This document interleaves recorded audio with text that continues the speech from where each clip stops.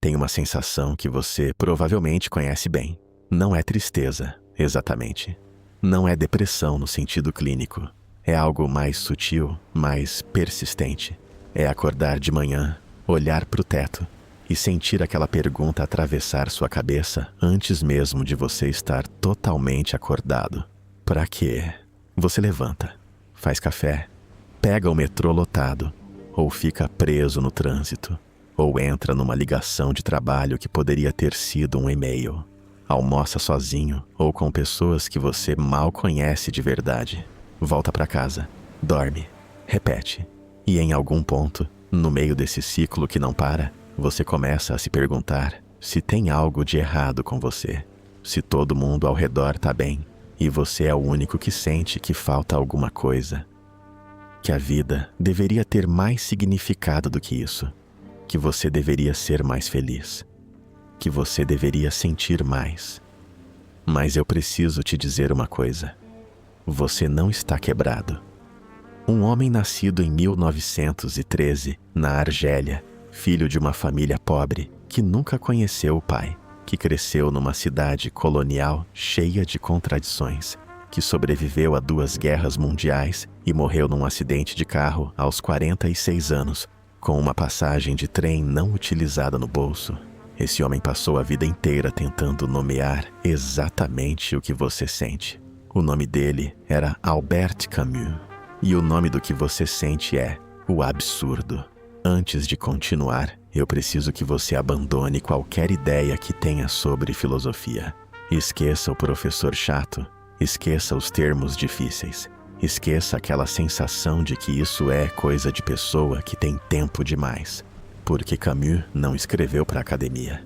Ele escreveu para quem está no meio da vida real, sentindo o peso da vida real, sem conseguir fingir que tá tudo bem. Ele era um homem que usava paletó e fumava muito, que amava futebol, foi goleiro, aliás, que tinha casos amorosos, que bebia nos bares de Paris, que brigava com amigos, que errava. Era uma pessoa comum tentando entender algo que é completamente incomum. O que diabos a gente tá fazendo aqui? E a resposta que ele chegou não é confortável, mas é honesta. Então, o que é o absurdo? Não é uma piada, não é sinônimo de ridículo. Na filosofia de Camus, o absurdo é um conceito preciso. É o nome do confronto. Camus diz que existe em você, em mim, em todo ser humano, uma necessidade profunda, quase instintiva, de que a vida faça sentido. A gente quer que as coisas se conectem, quer que exista um motivo por trás do sofrimento, quer acreditar que o esforço vale a pena, quer que o universo, de alguma forma, reconheça a sua existência. Isso é humano, é o que nos define. O problema é que o universo não responde. O mundo é silencioso, indiferente. Você olha para o céu querendo uma resposta, e o céu simplesmente está lá, sem nada para te dizer, sem propósito gravado em nenhum lugar, sem garantias, sem um roteiro que explique por que o seu avô morreu de um jeito injusto. Porque você se esforçou tanto e não chegou onde queria, porque alguém que você amava foi embora sem um motivo que fizesse sentido. O absurdo não está em você e não está no mundo. O absurdo nasce do encontro entre os dois. É a tensão entre a sua sede de sentido e o silêncio do mundo. Camus escreve no seu ensaio O Mito de Sísifo que existe apenas uma questão filosófica verdadeiramente séria. Uma só. E ela é: vale a pena viver? Não como pergunta suicida, mas como pergunta honesta, como ponto de partida. Porque se você não enfrenta essa pergunta, você passa a vida inteira respondendo perguntas menores, enquanto ignora a única que realmente importa. Agora deixa eu te apresentar Sísifo. Você provavelmente já ouviu o nome. Na mitologia grega, Sísifo foi punido pelos deuses por ter enganado a morte 2 vezes. Aliás, o que é uma história deliciosa por si só. E a punição foi essa. Ele teria que empurrar uma pedra enorme até o topo de uma montanha. Quando chegasse lá, a pedra rolaria de volta. E ele teria que descer, pegar a pedra de novo e empurrar de novo, para sempre. sem parar, sem descanso, sem fim. É uma imagem de desespero absoluto, certo? Mas Camus não a lê assim. Ele diz uma coisa que parece completamente absurda, e é exatamente por isso que é genial. Ele diz: é preciso imaginar Sísifo feliz. Como? Como alguém que empurra pedra para sempre pode ser feliz. Camus explica: porque Sísifo sabe. Ele não tem ilusões sobre sua situação. Ele não espera que no próximo dia a pedra magicamente fique no topo. Ele não reza para um Deus que vai resolver o problema. Ele olha para a pedra, olha para a montanha e faz uma escolha. A escolha de empurrar mesmo assim. De ocupar completamente o seu esforço, o seu corpo, a sua mente, naquilo que é dele. A pedra pertence a ele. A montanha pertence a ele. O esforço pertence a ele. Sísifo não vence a montanha, mas não é derrotado por ela. E Camus diz que é isso, essa recusa de ser esmagado pelo sem sentido, que faz de Sísifo um herói. Você provavelmente está pensando: tudo bem, mas isso resolve o que na prática? E é uma pergunta justa, porque filosofia que não fia conversa com a vida real, é só entretenimento intelectual. Então vamos colocar isso em termos concretos. Pensa naquele trabalho que você faz e que às vezes parece completamente inútil. Você sabe, no fundo, que o relatório que você passou 4 horas fazendo vai ser lido por 2 pessoas e arquivado para sempre. Que a reunião de amanhã vai resultar em outra reunião semana que vem. Que o esforço que você coloca muitas vezes não é proporcional ao reconhecimento que você recebe. Pensa no relacionamento que terminou e que você ficou procurando uma razão que fizesse sentido e não encontrou, porque às vezes as coisas terminam sem motivo grandioso. Às vezes as pessoas mudam ou não mudam quando deveriam, ou o tempo vai corroendo algo que parecia sólido, sem vilão, sem lição clara. Pensa na cidade onde você vive, no trânsito, no barulho, nas pessoas que passam por você todo dia sem te ver, na solidão que é possível sentir estando cercado de milhares de pessoas, em como é possível existir num lugar tão cheio e se sentir tão invisível. Camus olharia para tudo isso e diria: sim, é exatamente isso. O mundo não vai fazer sentido para você. Nunca vai. Isso não é pessimismo, é honestidade. Mas aí vem a parte que ele considera a mais importante. O que você faz depois que aceita isso? Camus identificou 3 respostas possíveis para o absurdo. A primeira é o suicídio físico. Ele analisa essa opção com seriedade, sem julgamento moral barato, e descarta, porque se matar é capitular, é deixar o absurdo ganhar, é dizer que o silêncio do mundo foi mais forte que você.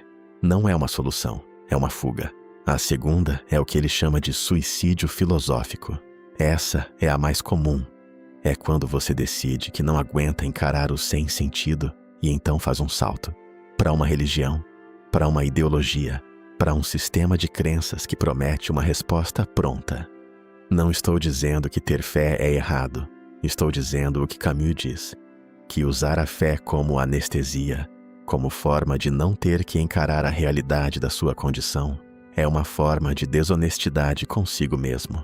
É trocar a pedra por uma ilusão mais confortável. A terceira resposta, a única que Camus defende, é a revolta. Não revolta raivosa, não revolta nihilista, revolta lúcida. É olhar para o absurdo de frente, reconhecê-lo e dizer: eu sei que você não tem resposta para me dar. E eu vou viver assim mesmo, completamente, com tudo que tenho. Mas o que é viver com tudo que você tem, quando você sabe que nada tem sentido eterno? Camus responde isso no próprio mito de Sísifo, mas também nos seus romances. Ele escreveu O Estrangeiro, talvez o livro mais famoso dele, onde o personagem principal, Meursault, vive de forma completamente desapegada das convenções sociais e paga um preço caro por isso. Mas é um livro sobre o que acontece quando você se recusa a fingir que sente o que não sente, que acredita no que não acredita. Camus diz que a vida plena dentro do absurdo tem 3 componentes. O primeiro é a revolta constante. Não aceitar passivamente, não se anestesiar, manter os olhos abertos, recusar o conforto das respostas fáceis. Isso é desgastante. Camus sabe disso, mas é o que preserva a dignidade. O segundo é a liberdade.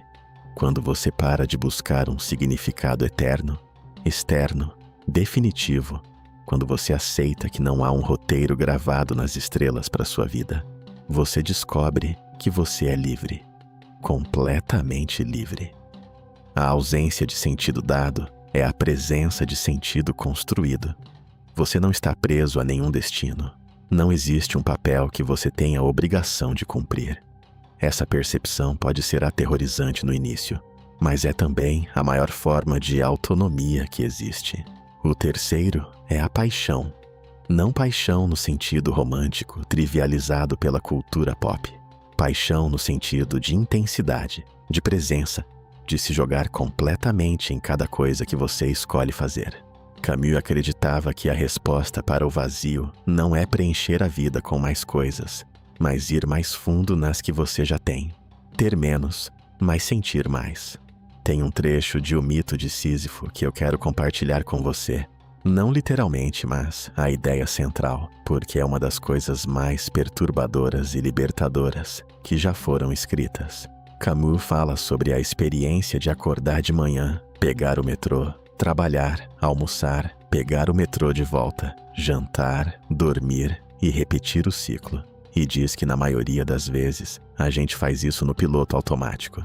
Mas em algum momento, num dia qualquer, sem aviso, o porquê aparece e o espanto começa. Ele chama isso de o despertar do absurdo e diz que é um momento de crise, sim, mas também de clareza, porque antes desse despertar, você estava vivendo uma vida que não era totalmente sua.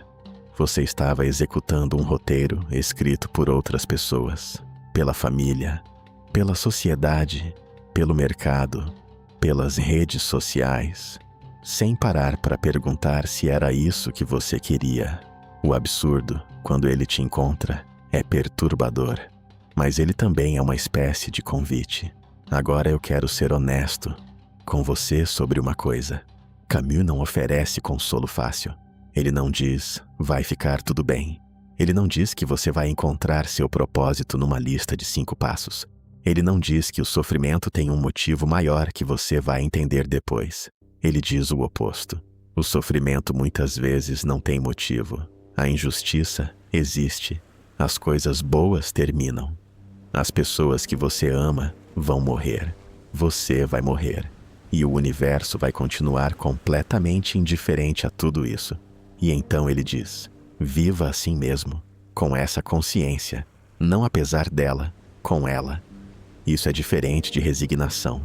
E resignação é abaixar a cabeça e aceitar. O que Camus propõe é quase o oposto. É levantar a cabeça, olhar para o vazio de frente e construir alguma coisa dentro dele. Não porque vai durar para sempre, mas porque é agora. E agora é o único tempo que você tem. Tem uma segunda obra de Camus que eu preciso mencionar, porque ela vai fundo numa questão que qualquer pessoa que vive numa cidade grande conhece. Em A Peste, Camus conta-se a história de uma cidade tomada por uma epidemia. As pessoas são separadas, o cotidiano é destruído, a morte se torna rotineira e os personagens do livro reagem de formas completamente diferentes. Tem quem fuja, tem quem se entregue, tem quem faça negócio com a situação, tem quem se isole, mas tem um personagem, o Dr. Rieu, que simplesmente continua. Dia após dia, exausto, sem garantia de que vai mudar alguma coisa, sem heroísmo glamuroso, ele continua tratando os doentes. Não porque é otimista, não porque acredita que vai vencer, mas porque é o que ele pode fazer agora, com o que ele tem, no lugar onde está. Camus não escreveu esse livro como metáfora de doença. Ele escreveu como metáfora da condição humana. A peste somos nós. A cidade somos nós.